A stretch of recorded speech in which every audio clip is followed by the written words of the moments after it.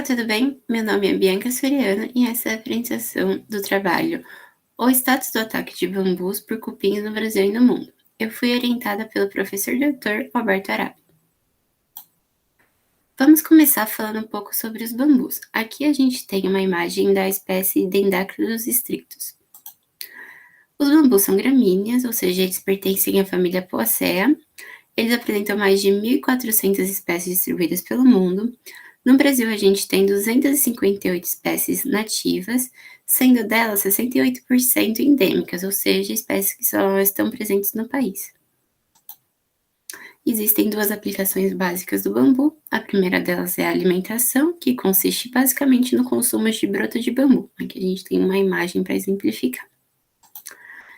A segunda aplicação é a construção civil. Aqui a gente tem uma estrutura toda feita em bambu. E agora a gente vai falar um pouquinho dos cupins. Aqui a gente tem uma imagem do Copterna gastroi, que é um cupim que está presente no Brasil. Os cupins são insetos eusociais, pertencentes à ordem Batodeia e à subordem Zoptera. Apresentam mais de 2.970 espécies no mundo. No Brasil, a gente tem 349 espécies presentes. E eles são os principais decompositores de biomassa vegetal nos trópicos, o que é muito importante para a manutenção da biosfera. Contrariando o senso comum, apenas 28 espécies de cupim são consideradas pragas no mundo. Isso dá menos de 1% do total, e no Brasil a gente tem apenas 18 espécies presentes, o que dá 5% do total. Vamos falar um pouco do benefício do uso. Ele é um material renovável que apresenta baixo custo, tem alta taxa de crescimento e um sequestro eficiente de CO2 atmosférico.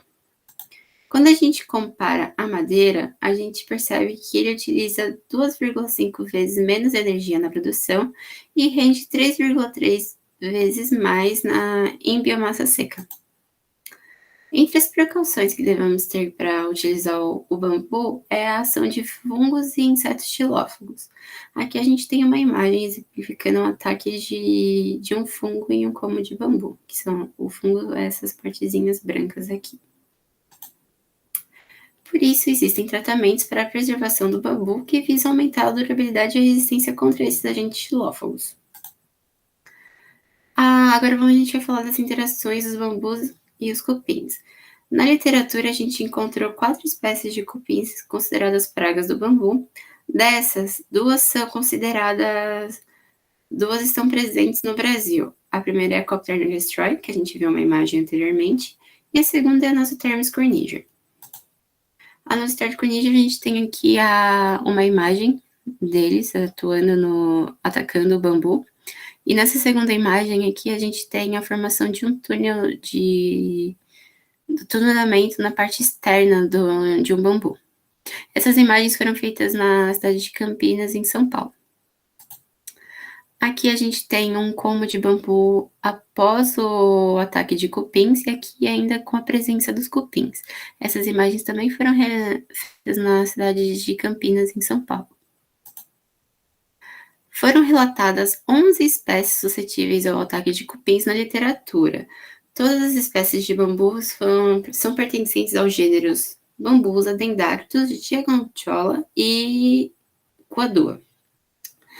Também foi notada a existência de variações de consumo percentual entre as espécies de bambu analisadas. Ou seja, não existe um padrão com o consumo em relação aos cupins. E a diferença de consumo pelos cupins entre as espécies de bambu, ou seja, também não existe uma preferência de consumo pelos cupins.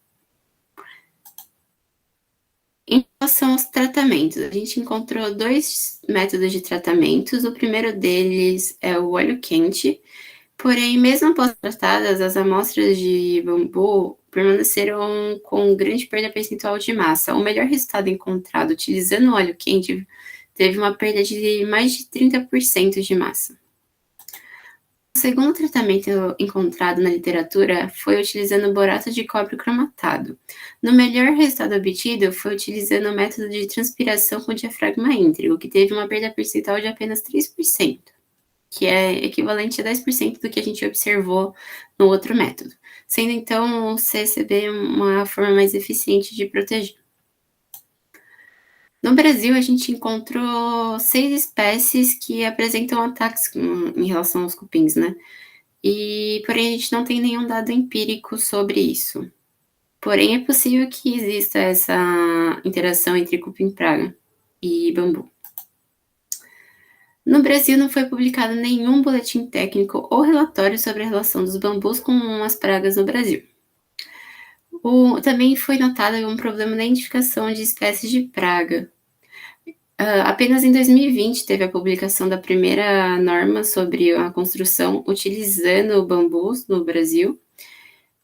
E existem também instituições no Brasil sobre o desenvolvimento da cultura do bambu. A gente entrou em contato com a Associação Brasileira de Bambu e a Associação Brasileira de Produtores de Bambu.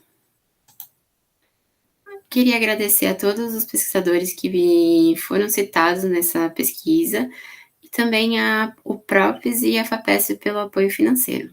Muito obrigada por assistir.